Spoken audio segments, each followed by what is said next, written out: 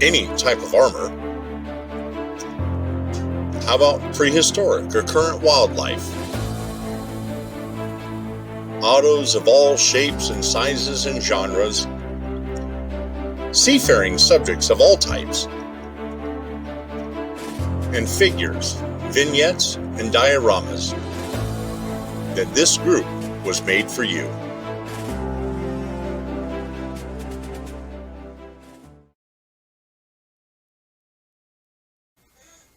Alright, so I'm going to go ahead and move forward.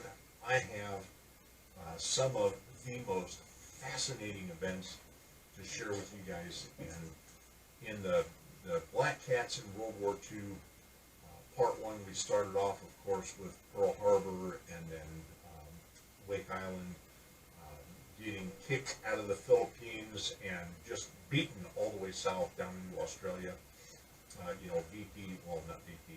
Patrol Wing 10 was virtually decimated. They were left with 5 planes out of 44 by the time they got all the way down south of New Guinea and into Australia. We halted the Japanese advance there in the summer and into the fall of 42, and then turning into 43, we actually started to push back some. And I spent the last 2.5 sessions in this really focused on the Solomon Islands. And so I had a great big Solomon Island chain, but here it is in this map for this week. We spent a lot of time talking about the slot and the Tokyo Express and what the Catalinas were doing to stop all that. And a lot of the feedback from you guys has been a couple things. Number one, it's been very encouraging. I'm glad you guys are enjoying this as much as I am. What people are telling me is, holy cow, I had no idea that Catalinas were used in such an offensive capacity. I mean, everybody knows about the Dumbo mission, right? We all knew they flew air-sea rescue and they could sit on the water and pick it up downed air crews and so on. Everybody kind of knows that, but an awful lot of my friends and folks in this group and even over in the detail and scale group were not aware that the Catalinas were such an effective offensive weapon, and actually in the earliest days of the war, they were our only offensive weapon. And they were quite good at it. And as it turns out, when they started painting them, with the soap and the lamp black, and with mops and everything else, and turning those things black so they disappeared into the night sky, that lo and behold, the cats even had claws. And so we talked about the defeat, the pushback, the seeming invincibility and unstoppability of the Japanese assault down the Pacific, and their desires to come around the eastern side of Australia and cut that off from, resupplying support from America and isolate it so that they could have the Pacific. And then we spent the last 2.5 in the Solomon Island chain here, talking about all of the back and forth. And, we had made the initial landing on Guadalcanal, took Henderson Airfield, we had Tulagi, and began this fight all in the Solomon Islands. But our goal was to push them all the way back to Japan. The problem is you have this great big base at Raval that was kind of the head of this long-legged octopus that, one tentacle came down through the Solomons and one wrapped around New Guinea and one went out to New Ireland. And then they had other tentacles that wrapped out through the Caroline Islands and then all the way down along this side. And back up around Morotai, the Celebes and Borneo. I mean, the Japanese owned all this, and that's why all this is in red for this week. And you see Australia down here. It's the only thing in blue. That was all we owned. The Japanese owned everything else. And when we started our push back, we had to start pushing up and through all this. And the match that started all that was here in the Solomon Island chain. And once we had a foothold in the central Solomons and we moved up to Munda on New Georgia Island, and we actually made an amphibious landing on Bougainville, which was the largest at the northernmost end and the largest of the Solomon Islands. The Japanese had an airfield at the north end of Bougainville and a couple of them at the south end of Bougainville. we made amphibious landings in central Bougainville and built our own airfield right between all those Japanese airfields. And the Japanese were running barges all up and down New Britain, up and down Bougainville, resupplying and replenishing each other as stuff came from Rabaul and New Ireland and New Britain to try to keep, their foothold and their grip on the Solomons solid. And we were fighting them from right in between them, to the north and to the south. It's unbelievable the way we set these things in motion. Well, so we've talked about 42, 43, the retreat, gaining a foothold in the Solomons, fighting back up in the Solomons. By late 43, we even had that foothold in Bougainville, and most of the shipping activity would come. Wewak was a major base for the Japanese, and then you had Rabaul was a major base, and they had another, I just forgot the name, Catalina, I think, on New Ireland.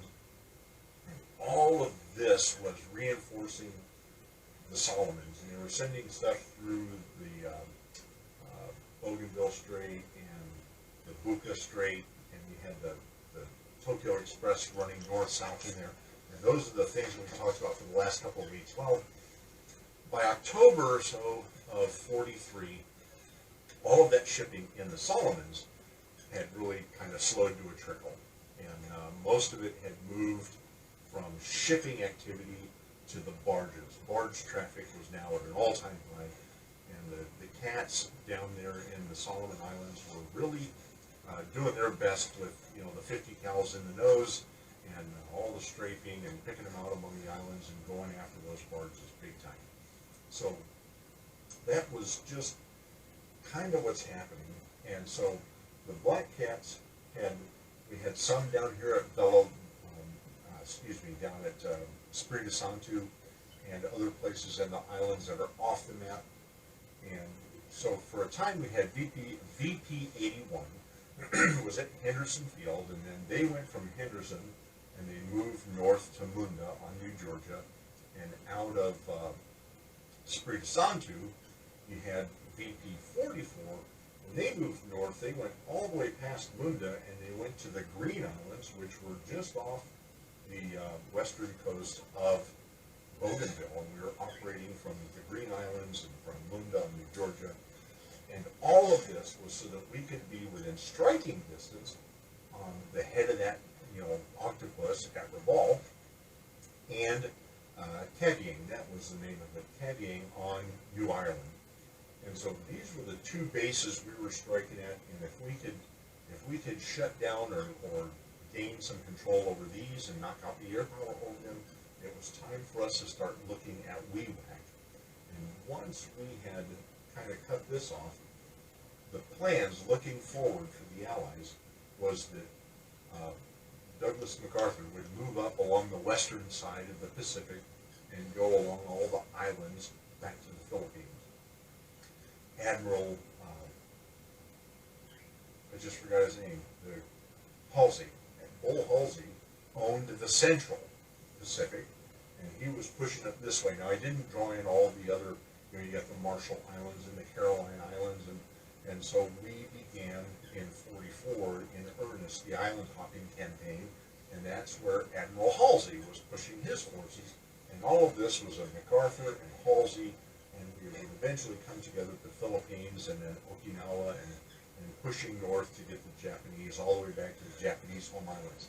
This is our big long-range plan. And so that was how this fighting had settled in. We had pulled all this up. We're going to take out Rabaul. We're going to take out Cavying. We're going to damage Wewak. And once this is kind of settled, you got to realize we had bases down here I'm going to talk about in a minute. And the Japanese owned everything north of that. But we needed a place to step off and start this island hopping. And so that was where we left off last week. So now I want to back up just a little bit, because we've gotten to, last week we got to October, November 1943, but again, it was all centered on the Solomon Islands. And now I want to talk to you about the kind of the other side of that, which was over to the west, and that's what was going on with Patrol Wing 10. Patrol Wing 10 as I stated, was basically decimated. When they were in the Philippines and kicked out, they had 44 airplanes. By the time they all got down to Australia to safety, they were down to 5 airplanes. That was all that was flyable. And they were licking their wounds and waiting for replenishment planes, replenishment pilots.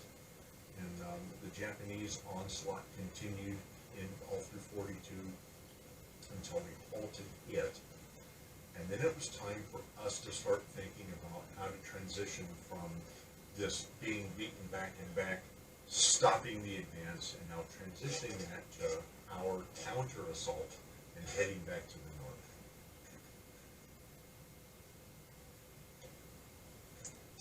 The first person most excited about that was none other than Douglas MacArthur. When Batwing 10 got down and it was decimated, they started rebuilding.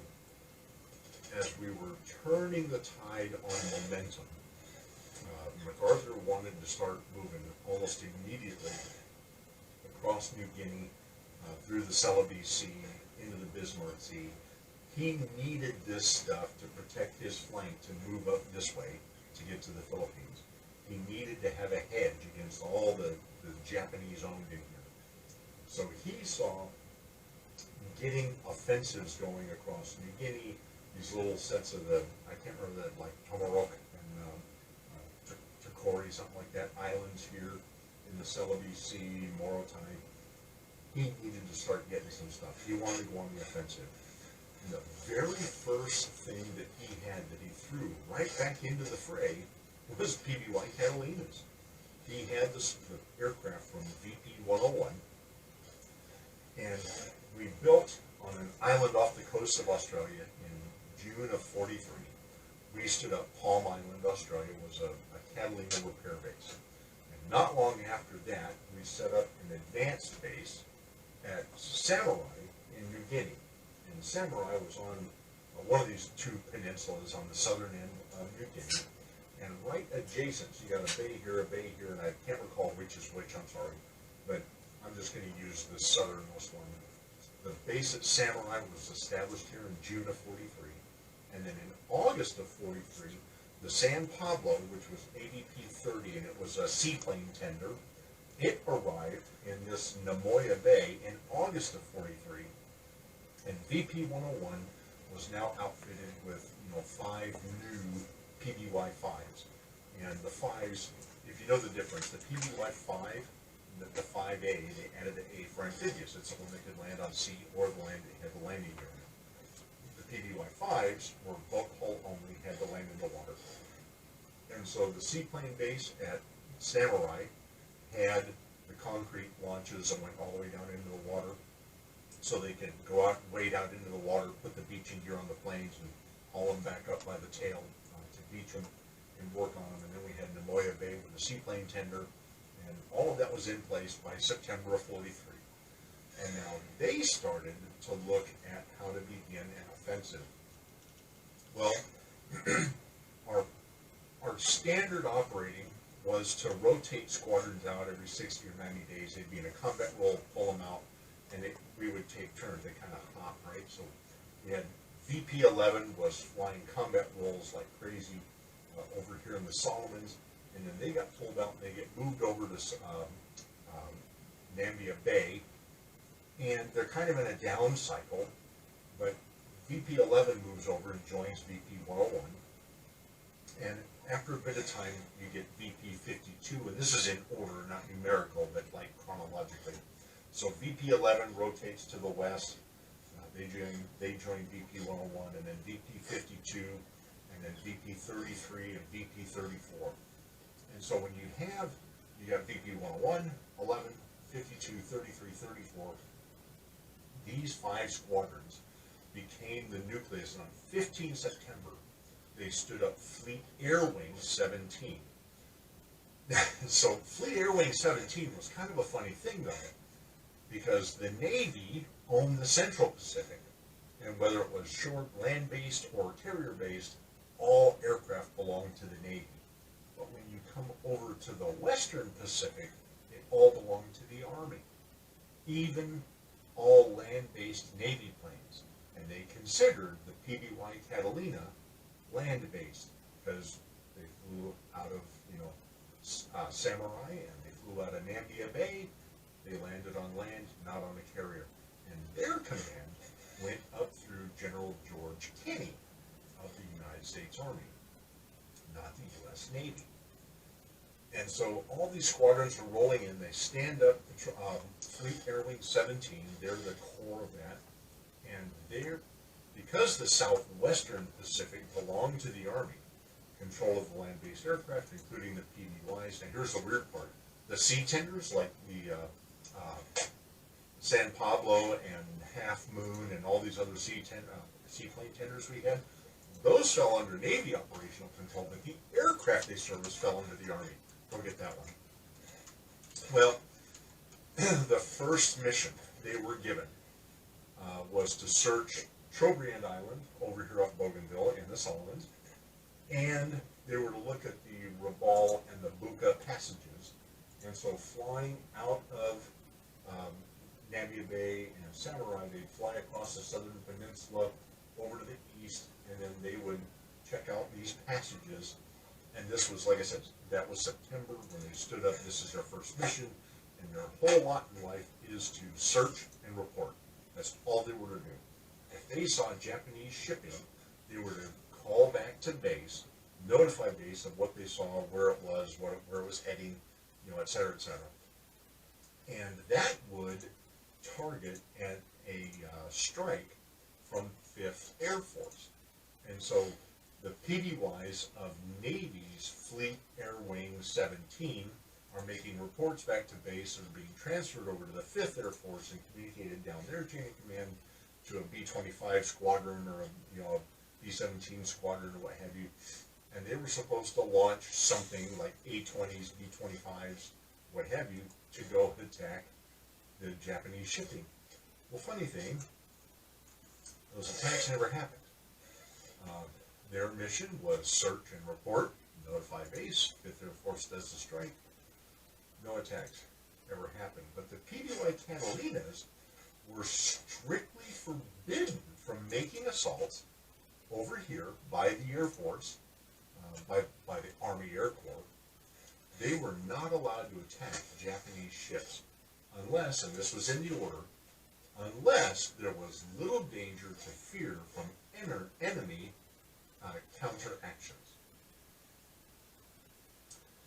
So the pilots are getting frustrated, the crews are getting frustrated, they're loading up their airplanes with 500 and 1,000-pound bombs, and they've got torpedoes, and they're not allowed to attack. They're reporting this stuff, and 5th Air Force is making no strides. And so what that meant was Japanese shipping from outside of the slot in the Solomon Island chain is moving at will. We were talking last week about the squadrons flying out of Munda and Henderson and Esprit de Santu, and they are all wrapped up, fighting, sinking, attacking, going after shipping. But these guys from the 17th Air Wing aren't allowed to do so. Well, lo and behold, I told you the San Pablo was in place. In October of 1943, along comes the Half Moon, AVP-26. It's a replacement seaplane tender, takes the place of the San Pablo. San Pablo pulls out and heads away. Half Moon shows up, and Half Moon is now there to service VP-11 aircraft, and its commander happens to be a commander by the name of Bill Gallery. Well, Bill Gallery gets in place, and he's listening to the pilots, from the planes that his group tends. And again, his command goes through the Commodore Combs, up through the Navy, ultimately to Bull Halsey and Admiral Nimitz. But his aircraft are responsible up through the Army Air Forces and General Kenny and ultimately Douglas MacArthur. And so these guys are really frustrated that they're not allowed to attack anything. When they saw barges or other small craft where they didn't think there was any danger from the enemy countermeasures, these guys were dropping 1,000-pound bombs on barges out of frustration because they weren't allowed to shoot anything or attack anything. So Bill Gallery shows up and he says, this is folly. And he's watching this. He's frustrated. He's feeling the frustration from the crews. He really believes this is a complete and total waste of assets. You want to get busy on going stuff. We need to get into the Bismarck Sea, and we need to start sinking Japanese shipping, whether it's combat ships, support ships, merchant ships, doesn't matter. We need to be sinking Japanese ships. And he's listened to all this, and he knows that if he asks permission, it has to go through two very convoluted chains of command. One in the Navy through his ship, right, through the Commodore, and the other through the Air Wing to the Army Air Corps. And if it ever got to a point where they would get an answer, the chances are it would be no, or if they ever got an answer. And if it was answered quickly, that answer was probably going to be no, because the strict order had already been sent down, no attacking with PBYs. But Commander Gallery was a staunch supporter of night attack. He has seen the reports coming out of the Solomons. He has seen the reports of the success that the Black Cats are having, sinking Japanese shipping in the Solomons. And he's a big proponent of this. So, late one night, on about the, I think it was like the 24th of October, one of his lieutenants is flying, takes off out of Namibia Bay, circles the peninsula, heads up through the gap into the Bismarck Sea. Now, off of New Britain, there's a couple of bays in here. This pilot is skirting along the bay at about 2 o'clock in the morning, and he happens to see a Japanese destroyer making a high-speed dash across this bay on the northwest part of New Britain. And in this dash, this destroyer is leaving a very large, very fluorescent wake, like a giant arrow pointing to the aft end of his boat. And so this lieutenant rolls over and he puts his PBY into an attack, like a glide bomb approach.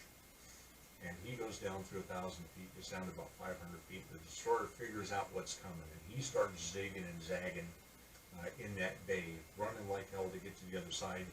And this lieutenant keeps pressing his attack, and when the ship went from a zig into a zag, it was darn near broadside to him, which is not the aspect he wanted. It's what the Japanese wanted. They could bring more guns to bear, broadside, as opposed to a fore and aft approach. Well, he pressed his attack, and he rolled across that puppy, and he dropped 2 of his bombs. And one of them struck home. Probably not the best location, because there was no secondaries. It was probably the 500-pounder, because they saw the boom, but there wasn't a whole lot of flying debris. And he rolls around, and he gets himself into a off the bow, fore to aft aspect on this destroyer, which is now limping badly. It's listing in the water, but it's still under its own power, and it's trying to get across this bay and into cover. And as he rolls in for his second pass, the destroyer starts firing at him, and next thing he knows, he starts taking fire probably from a second ship he didn't see. And then he discovered that after he made this run, he was close enough to land that he was taking fire from land shore batteries as well. But he rolls in, it was an aft to bow, right? So he rolls in on the second attack, and he lets off his second stick of bombs, and he hit that puppy midships in the island.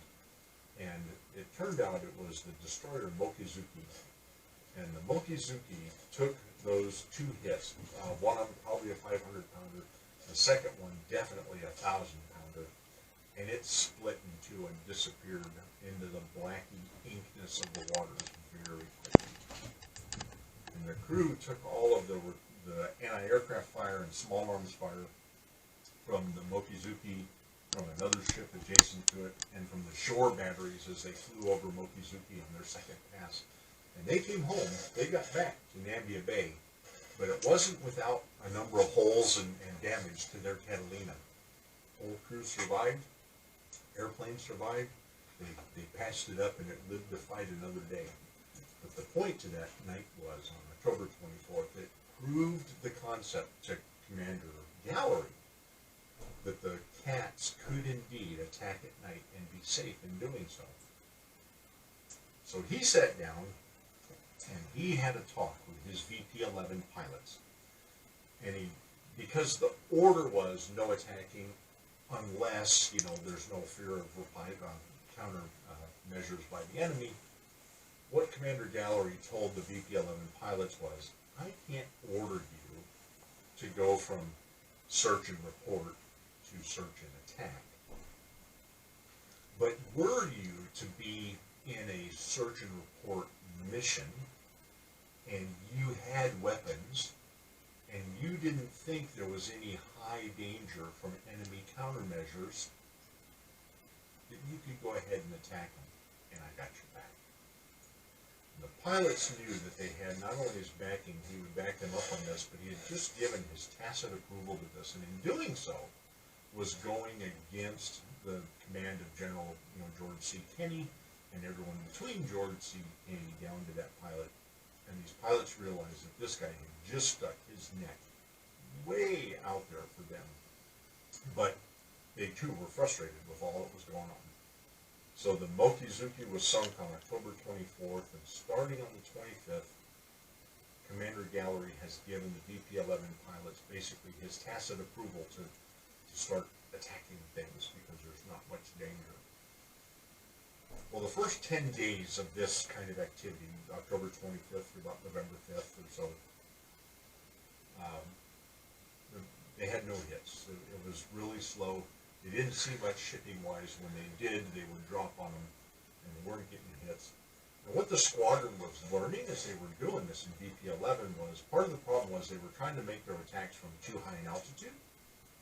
They were using bomb sight equipment in the airplane that, for a ship on the water, it's not like bombing, B-17 at 10, 12, 20, whatever, 1,000 feet over Germany, looking through the Norden bomb sight at a fixed, non-moving target, very accurate.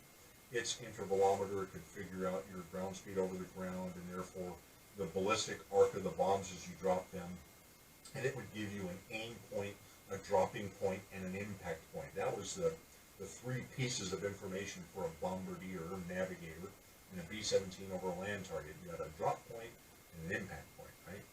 So it was worthless when you're going after a moving target.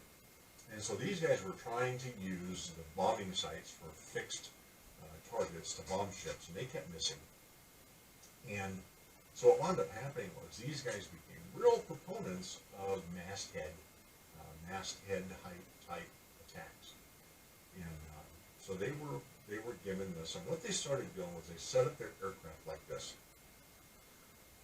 For search and attack, they would put 4 bombs on their aircraft, and they were done. If you think fuselage and left wing and right wing, you'd go, okay, from left to right you had 500 pound, 1,000 pound, 1,000 pound, 500 pound, and that was the drop order of the bombs as well. The tail fuses on those bombs were set for a 4 to 5 second delay. The nose fuse was set for a 1/10 of a second delay. They were never armed just while standard flying below 1,000 feet, because at flying at around 1,000 feet, you could accidentally drop it and blow yourself up because of just the size of the detonation of those bombs. And they set up their intervalometer to release the bombs at a spacing of approximately 75 feet from a 200-foot height, traveling at 125 miles an hour. That was what became the typical bombing mission. 200 feet, 125 knots, 75-foot spacing, 500, 1,000, 1,500. And the concept was that even if the first bomb fell short and the fourth bomb fell long, the middle ones had the higher percentage for hits, and they made those the 1,000-pound bombs. That was why they set up a sequence. So these guys start doing that, and they go out, like I said, first 10 days, they really no hits. They're just getting used to flying this kind of profile and mission. Well, then stuff really started to take off after that. Starting around the end of that first week in November, the hits started coming, as it were. And the sequence kind of looks like this. So I'll tell you, November 14th, a three-ship group from New Britain heading to Rabaul. They got caught by some cats patrolling the area, and the Catalina rolls in on these three ships. Now, it was a cruiser and two transport ships. Not transport, but like merchantmen, right? Cargo ships. Bringing supplies to Rabaul, probably for further distribution down towards the Solomons. Well, the Catalina rolls in on the bigger of the two cargo ships, and the pilot rolls over and he tries to release his bombs in a 4-bomb stick, and only 3 bombs came off the wings, and fortunately, I'll tell you in a second, one of them that didn't was the 1,000-pounder. So he drops 3 bombs on the biggest cargo ship, and all 3 were a miss. The cruiser, meanwhile, starts lighting up the sky, trying to shoot down this Catalina that's, threatening his what do you call it when you're protecting somebody, right? So those were his pages or whatever. He's trying to protect them. The cargo ships, they had some, light weapons down, aircraft fire. So he rolled into quite a bit, drops 3 bombs, all misses, rolls out, makes a turn, starts coming back down, and the closest ship to him now, and he decides to go ahead and do it, is the cruiser. So he starts rolling in on that cruiser from the bow, and he made his second pass over that thing, dropped the 1,000-pounder, and put it dead center through the island on the cruiser. And that thing, it took less than 5 minutes with a 1,000-pound bomb hit that went, with that 3 to 4 second delay on the tail fuse, through the structure into the ship, and boom! And the secondaries on it were evidently pretty impressive. November 14th sank the cruiser. November 15th, the pilots were flying near New Britain and found a 1,000-ton tanker. Dropped bombs on it. 2 of the 500-pound bombs hit that thing amidships, and it evidently was a fuel ship, because that puppy went up like a Roman candle. November 16th, they found another cargo ship that was hit by 2 bombs, a 500-pounder, a 1,000-pounder, and sent that thing to the bottom of the sea quicker than you can say, oh my God, I did it. November 20th, they took down a 10,000-ton cargo ship with 2,000 and 1,500. They had 3 hits out of a 4-bomb drop on it. A 10,000-ton ship. And when they hit that thing, the cats operated in sectors, and that ship burned so brightly, Catalinas from multiple sectors, miles away, were reporting seeing the flames from that hit. So starting at November 10, 11 or so, and running through the end of the month, VP-11 was just trashing Japanese shipping. Emboldened by all of this information, Commander Gallery takes this, and he goes ahead and presents it, a report to Commodore Coons, and he says, look, this is what we can do. And he's talking about all the shipping operating in the Bismarck Sea that has to feed Wewak, Rabaul, and from there further down to the Solomons and on. And we were still worried about whether the Japanese were going to try to assault mainland Australia itself. Turns out that wasn't their plan, but we didn't know that then. And so he makes this report to his Commodore, and the Commodore goes, say no more, approved. You can now officially make it your primary mission to go from search and report to search and attack. And with that approval, the squadrons were all redesignated from VP, which is a patrol squadron, 11, 52, 33. They became VPB, 11, 32, 53. And the reason for the VPB was they became patrol bombing squadrons.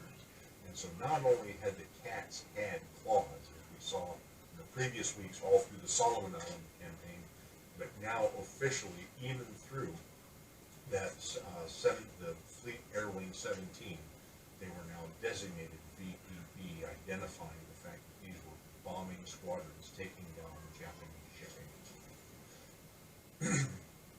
So Commander Gallery made that happen. Half Moon is still supporting the aircraft, and they just, VPB 32 took the place of or 34 took the place of 52. 52 was just going sinking Japanese shipping. Now, I'll give you an example. He did that in October 43. November, they're flying. The VP-11 got replaced by 52. 52's in place. VPB 52 in the month of December, 31 days, 137 missions. VPB 52 sank 2 cruisers, 3 destroyers, 2 submarines, and 76,000 tons of merchantman ships in 137 missions in 1 month. Just unbelievable numbers they were throwing up.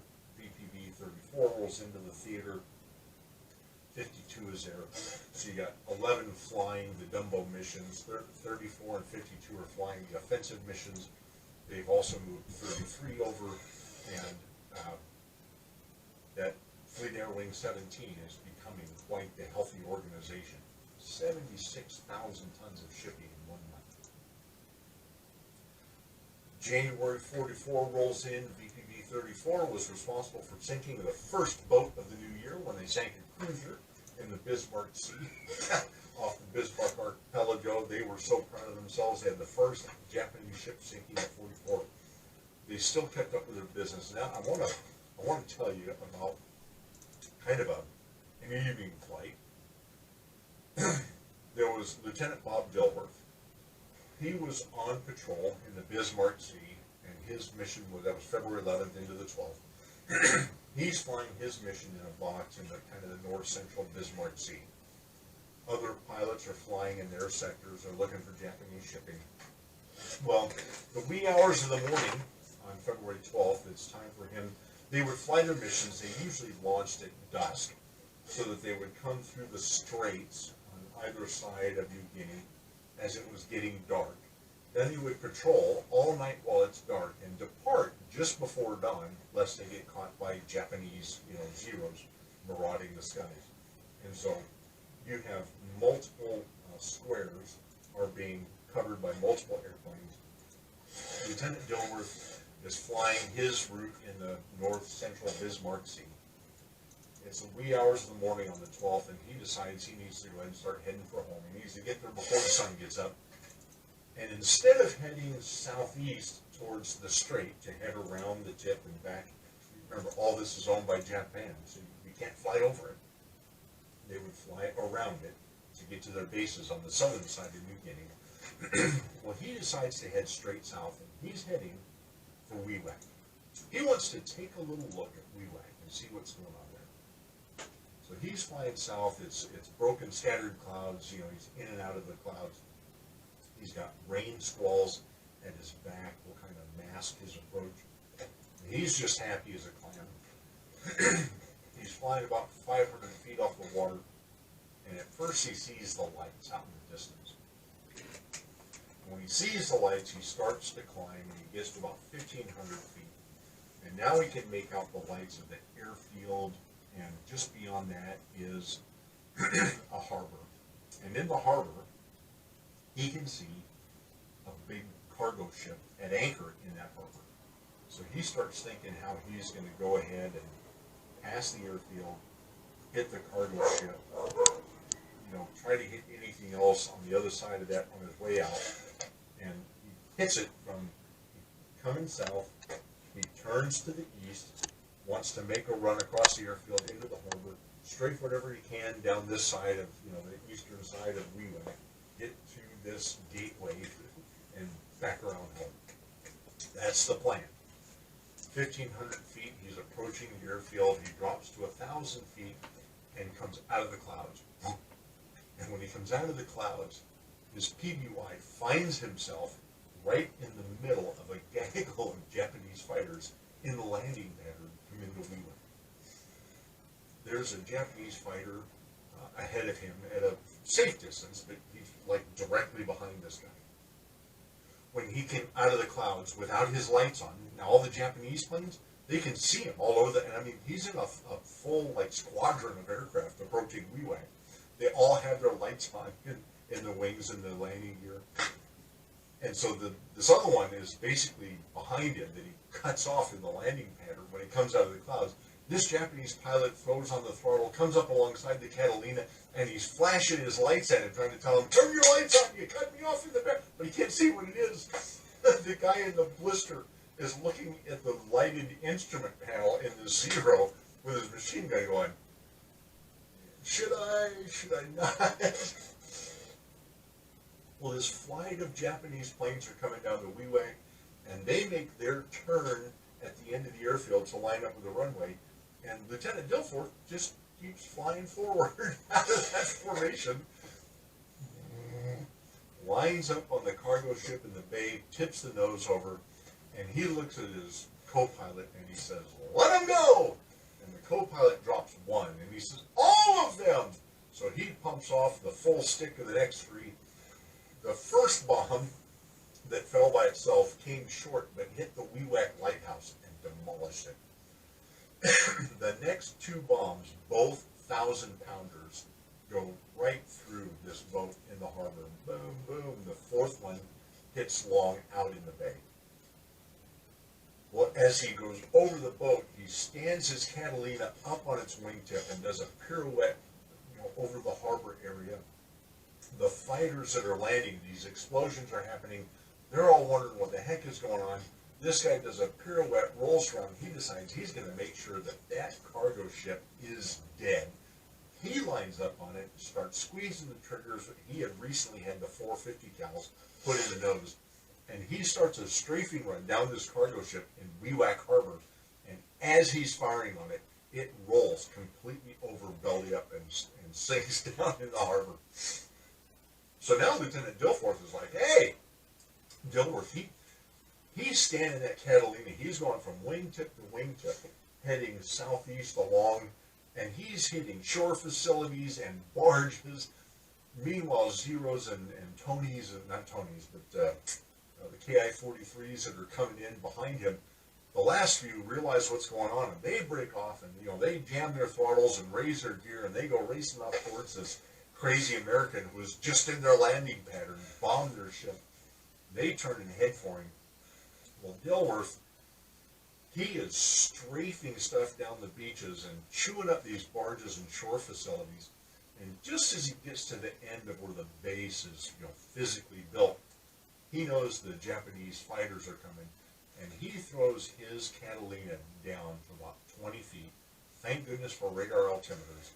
Right on the water, pulls away from the shore, and the plane, glossy black, virtually disappears into that inky blackness of the ocean at night to the fighters, who just realize what is happening, break off, go to attack this guy, and the plane virtually disappears in front of their eyes.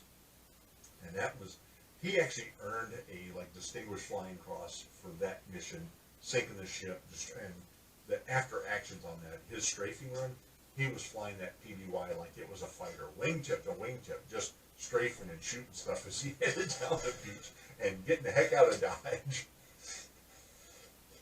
So he was part of BPD 52, made that mission. BPD 34 takes their place, and this whole period really turns into, we're now talking, February, March, April time frame, 1944. And all of the battles taking place here in the Bismarck Sea and further to the east and even back here to the west a little bit, everything turns into these crazy cat and mouse chase and hide kind of things. The Japanese know that our aircraft are flying with radar, but the Japanese kind of surmise and assume correctly that even with the radar, the pilots have to get within visual range to pick up the assault and make the final attack on the boat. And in so doing, the boat is trying to remain hidden from the Catalinas. Well, what an amazing flight, Mark, I agree. So for the boat, however, even though he can be picked up on radar, the visual is his turning wake. And on bright moonlit nights, it's a giant fluorescent arrowhead that, pardon my French, points right to your ass. And so the Japanese ship commanders are trying to figure out how to counter when they know, when they hear ships or Catalinas or the aircraft are in the area. Because these night attacks are happening, and there is literally no mercy being shown by these. The Catalinas, they will hit ships with bombs, and while they're burning, while they are struggling to try to stay aloft or afloat, these Catalinas will turn after all the bombs are dropped, after all of the little fragmentation grenades and stuff are thrown out of the windows as they fly by. They will still turn and strafe them with their 50s either in the nose or on the waist gunners and the 30 cal up front. Even if they didn't have the 50 cals up front, you got that nose turret. The Catalinas are showing no mercy to Japanese ships at all. And so for the Japanese commander, it comes down to reduce speed, come to a stop, quit churning up the wake, and quit making yourself visible. So, that's the plus side. Okay, so I kind of disappear in the water. You don't have the wake, but with the radar, we're still getting guided close enough to see them. And the Japanese ships are becoming, of their own volition, literally sitting ducks. Because when you reduce yourself to like 5 knots or 0 knots, you can't throw the rudder over and turn. You can't avoid an oncoming fighter. You can't turn yourself broadside to put more guns to bear, trying to shoot him. And so the Japanese captains are literally putting themselves at great risk with this tactic. And the cats are just tearing them up. So this whole cat and mouse thing is going on, right? And between radar, wakes, one of the best tactics that the Japanese had was they would get in and hug the shoreline, right? Because even with radar, you can get lost in the clutter, and it's easier to get lost when your backdrop is not an open ocean in the sky, but the ground. So the black ground and the black ship, it all just blends together. So they did a lot of coastline hugging, and all this is going on in this cat and mouse game, right? So the other thing the Japanese did, I put these lines all along these islands here, because these were the choke points, flying out of Samurai and out of, what did I call it, the bay, Namoya Bay.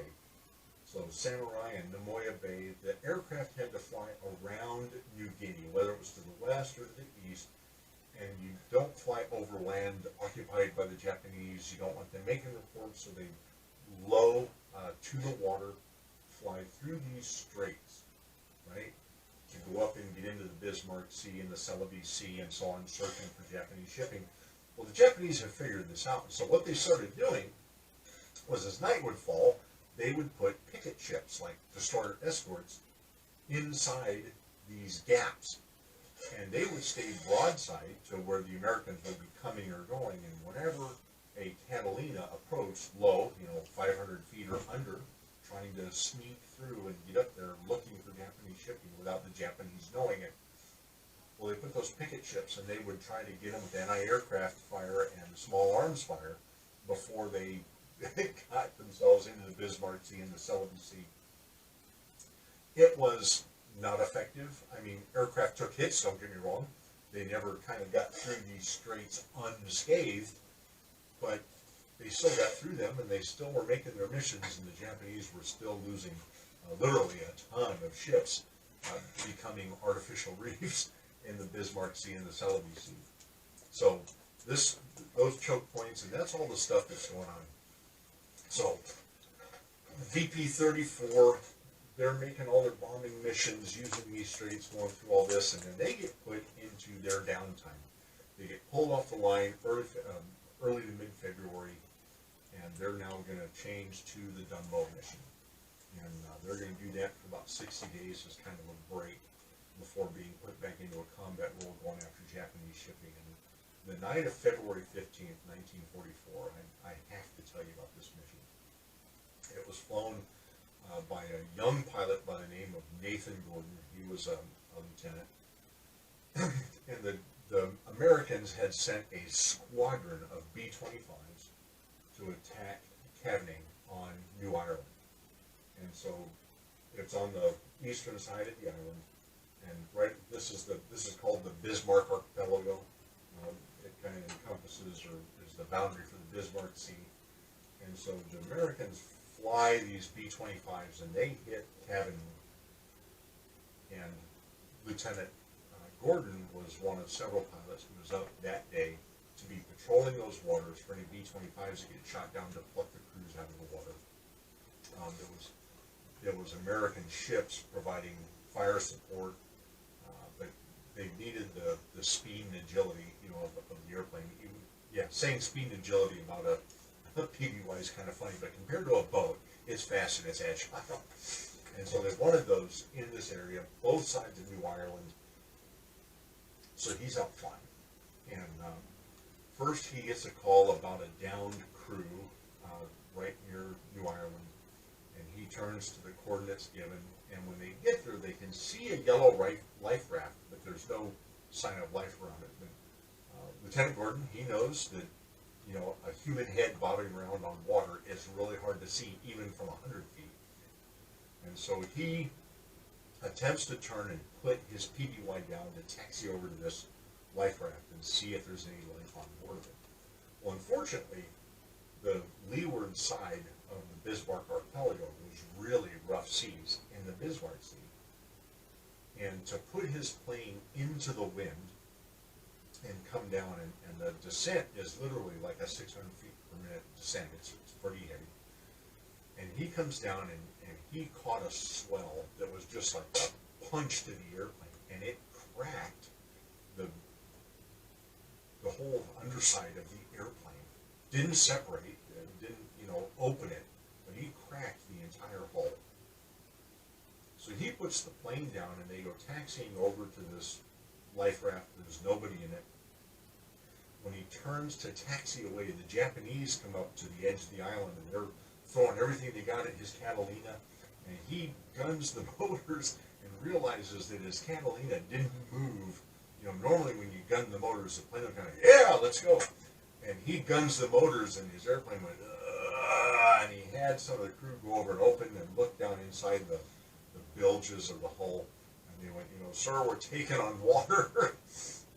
So he, as quickly as he can, he's got the airplane gunned, he gets back in the air. As soon as he gets airborne, he gets a call from a downed B-25 crew with their location. He turns and flies over it and puts the plane down, and now he already knows he's got this cracked hull, but he sets his plane down in the water, taxis over, picks up 5 guys. They pull him in through the blister windows. They get the 5 guys on board. His crew is opening hatches and trying to, bail bilge water out. He turns and gets his plane back in the air, and he thinks he's going to go home. Not today, boys. No sooner did they get airborne, he gets another call for another down B-25, and it's back right near Cavening. Well, the problem is down near Cavening is where he smacked the water and cracked the hull of his plane. So he knows that he can't make the approach from the water side. He's got to circle around to the east and come back over land, over the base that the B-25s just shot, to set it down to get to his crew. And he flies right over the base, taking all the anti-aircraft fire that you could ever want to have for yourself, puts the plane down on the water almost immediately after breaking the sand at the beach, and taxis out to a B-25 crew that's down very close to the beach. Japanese soldiers had come to the shoreline and were getting ready to head out to get the Americans. Unfortunately, another B-25 had seen this, and they turned and rolled in with all of their forward firing. They had cheap guns and so forth, and were strafing the beach to keep the Japanese from really pursuing that idea. But meanwhile, the Japanese are in the trees, firing out at the Americans in the water. The plane comes roaring over their head. Now they're firing at the PBY. Well, between the Japanese fire and the airplane wash from the propellers, even though the engines were basically, turned down to idle, and the props feathered, they still kick up a lot of salt water, and it's surf, so it's choppy water, and it was hindering their ability to get this crew in. And Lieutenant Gordon did the unthinkable. He shut the engines off. The Japanese are still firing. The guys are leaning out the blisters and pulling these guys into the airplane while it's dead in the water. And as soon as they got the sixth guy out of the water and into the plane, they're like, sir, we're clear, and he starts the engines and throws them full forward to begin his takeoff run without so much as a taxi or a hey or a see you later to the Japanese. And now they've got 10 people on board taken on water, plus the 8 in his own crew. He's got 18 people on board taken on water, and they get airborne. And no sooner do they get airborne, he gets a call for his 4th. 6 more people in the water. And it's almost a straight line from where he was aimed to where this, the coordinates for the next pickup. And he couldn't see leaving 6 people to fall into Japanese hands. He sets the bird down on the water, taxis up to them. Now they're in some pretty good chop. He shuts the engines off again. They start bringing people in. One of them turns out to be expired.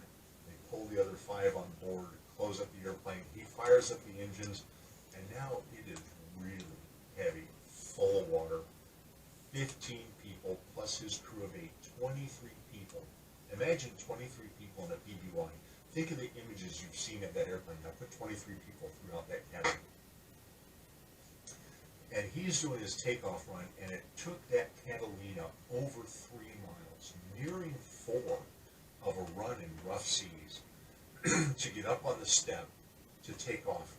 And as they were nearing mile 4 of their run, they hit a big swell that actually threw the airplane up. And it was out of the water, but now without the drag of the water. And the co-pilot was the one on the throttles in the overhead. And the co-pilot actually bent the throttle levers. He was pushing on them so hard, but the plane stayed airborne. And they were on their way home. And they got all 15 guys and their crew of 8 back to safety. And he was awarded the Medal of Honor for that mission, picking up 4 downed aircraft worth of crew, setting in the water 4 times like that. And the co-pilot bending the throttle levers. You talk about willing an airplane to fly. So that mission was 15 February. And you got to realize that starting in March and into April, the actual island hopping campaign really gets going in earnest now. So MacArthur is making his way up along the Western Pacific. Bull Halsey is making his way up the Central Pacific. And I didn't draw in all the Caroline and Marianas and so on islands, but the island hopping begins. And all through this, the Catalinas are right there with all of the offensive firepower that we have now put into the Pacific that is at our disposal.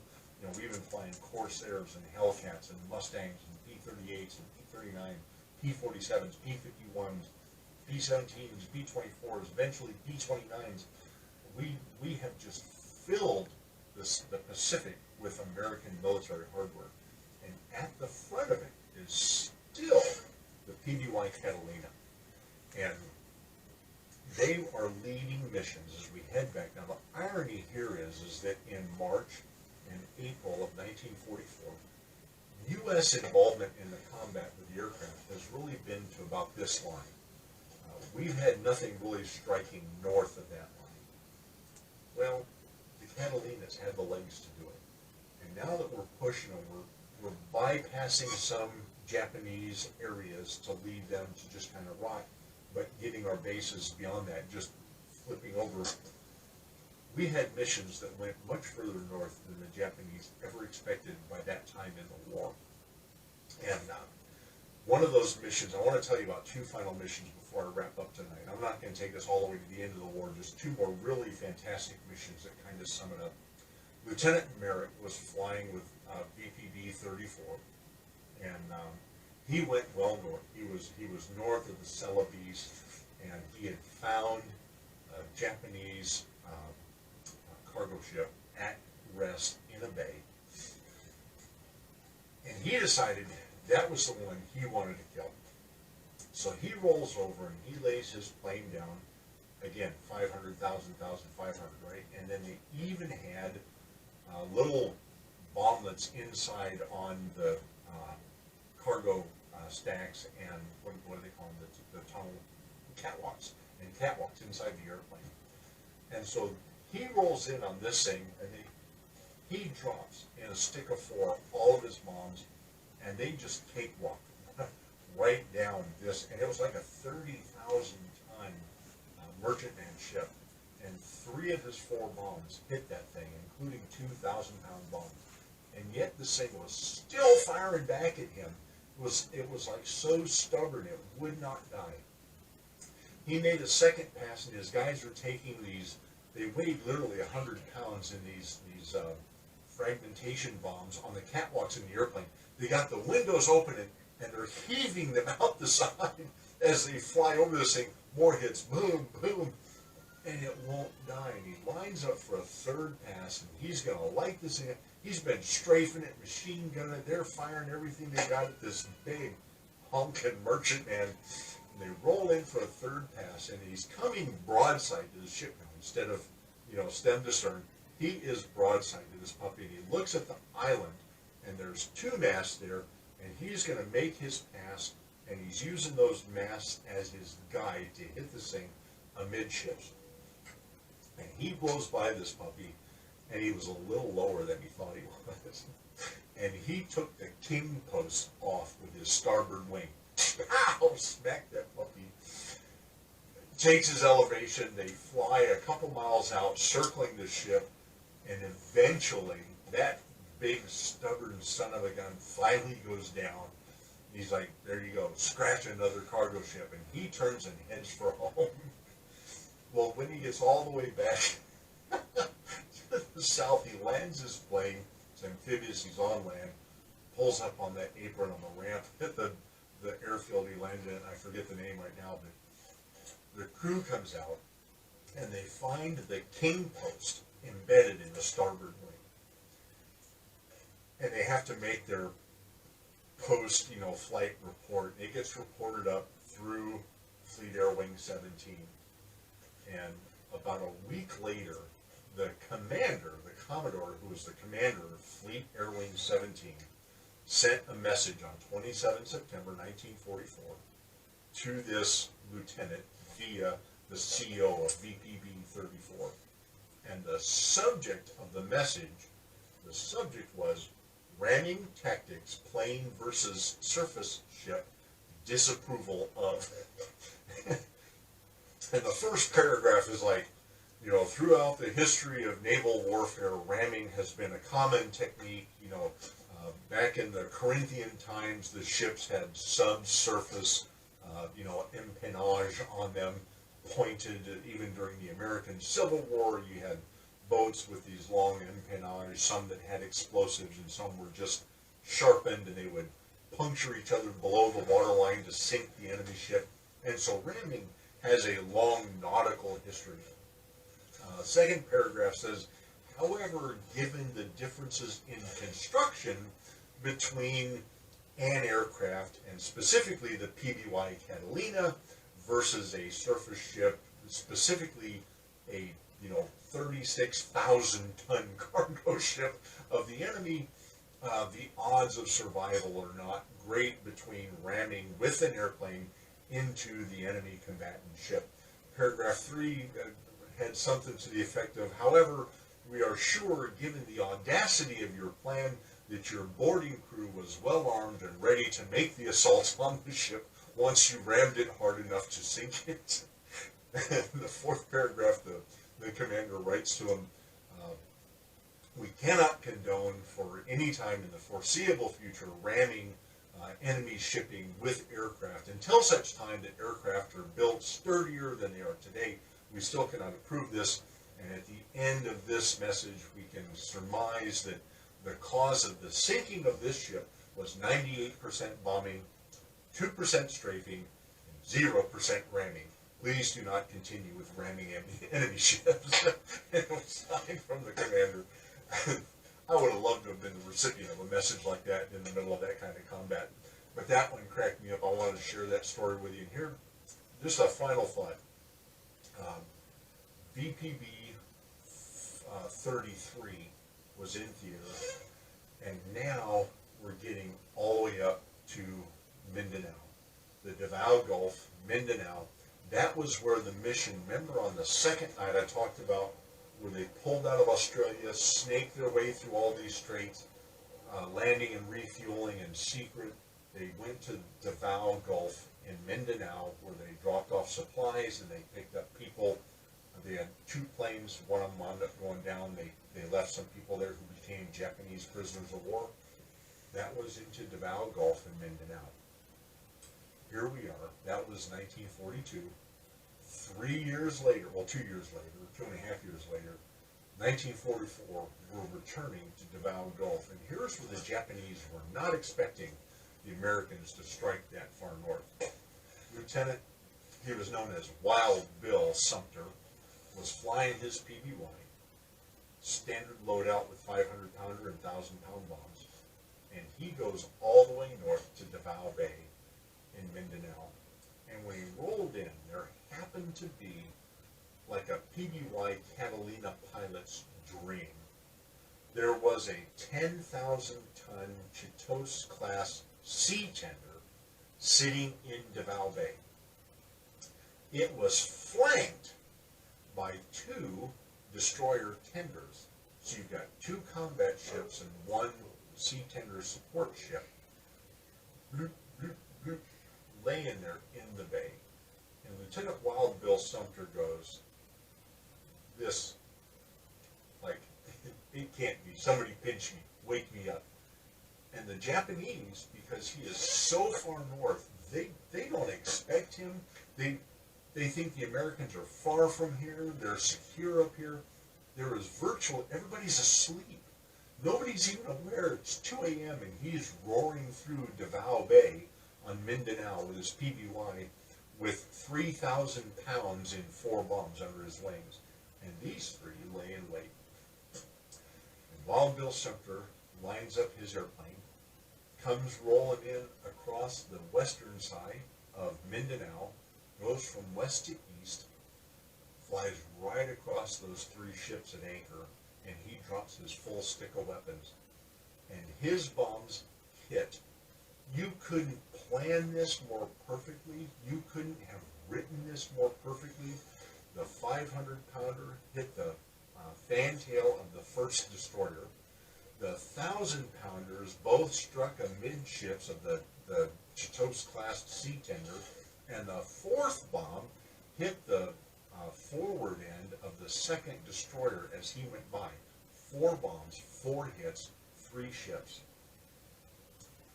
He turns up on his wing and starts a pirouette inside Davao Bay, and he rolls back in to start firing with his machine guns, and the Japanese are finally starting to wake up, all those guys who are on duty that were supposed to be awake. And they start throwing up what they got at him, but as he approached to make a second pass and use his machine guns, the destroyer suddenly went up to 60 degrees like this, and then sunk under the harbor. And as he watched it go, the other one goes up to about 30 degrees, and it starts in. The only ship left in the center of his sights is that 10,000-ton Chitos-class sea tender, and no guns on it. It had the guns next to it on each side. And he rolls up with his 50 cals. They got the 30 cal turret, the guys out the side, and the dude in the tunnel on the bottom, and they are just lighting that Chitos-class cruiser. You're in the middle of Davao Bay, and there's not another Japanese warship within anything. And they just chewed and chewed and chewed until they were out of ammunition, and they turned and watched that Chitos-class roll and list to starboard, and then it slowly went and sunk under the harbor. And his only radio call back to his base when he got within range, he called the base and said, scratch 3. 3 ships in 1 mission, 4 bombs, scratch 3. That was in September of 1944. VPB 33, that squadron by itself, VPB 33, they sank 43 ships totaling 103,500 tons of shipping. 103,500 tons of shipping. Cruisers, destroyers, submarines, and mostly merchant banking cargo ships full of hardware to supply to the warfighter. They badly damaged an additional 20 ships totaling 53,500 tons. 1 month. 157,000 tons of ships sunk and damaged. On September 15, 1944, Douglas MacArthur made his triumphant return to the Philippines. He waded ashore on that day. Well, just prior to his landing, Douglas MacArthur sent a message back to the 17th Fleet Air Wing 17 commander. He wrote the Commodore, and he said, "Given the incredible success, no command in the war has excelled with the brilliance of their operations," referring to the Black Cats. And that kind of summarizes everything I've been telling you for the last 5 nights. And I would tell you that in the documented history of mankind, not since David with his stone and his sling have we seen David go out at 95 knots, 125 miles per hour per night, to go after the Japanese Goliaths like these guys in those PBY Catalinas did. And their story is just incredible. And I just wanted to share all this with you guys. I hope, most of you have gone, man, I had no idea that a Catalina was such an offensive weapon. And my friends, indeed they were. So it's been fun sharing all this with you guys and walking through kind of their history. I cannot recommend to you strongly enough the Black Cat Raiders in World War II. I'll throw a screen scrape of the book cover up in the site for those of you if you're interested. I cannot commend this book more highly than I do right now.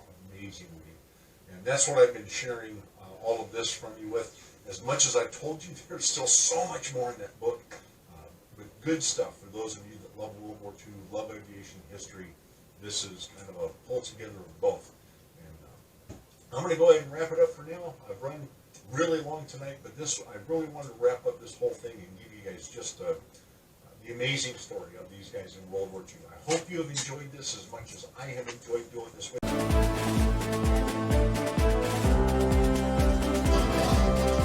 We hope you have enjoyed this Infinite Models presentation.